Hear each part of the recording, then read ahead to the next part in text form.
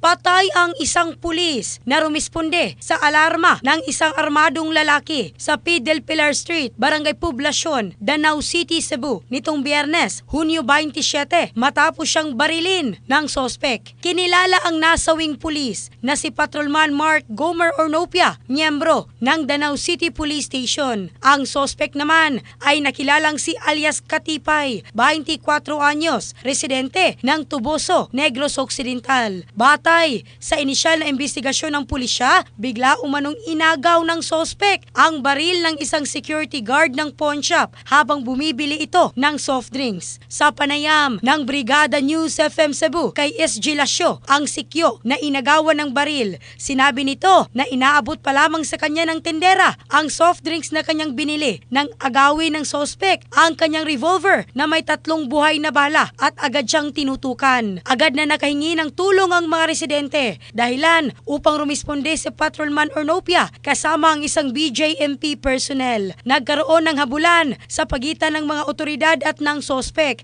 Subalit sa pagtugis ay binaril ni Katipay si Patrolman Ornopia at tinamaan. Nabaril din ng BJMP personnel ang sospek bilang depensa. Isinugod ang mga sugatan sa ospital ngunit binawian din ng buhay. Patuloy ang investigasyon ng pulisya sa insidente. In the heart of changing lives, ako si Michelle Craste ng Brigada News Philippines, the Music and News Authority.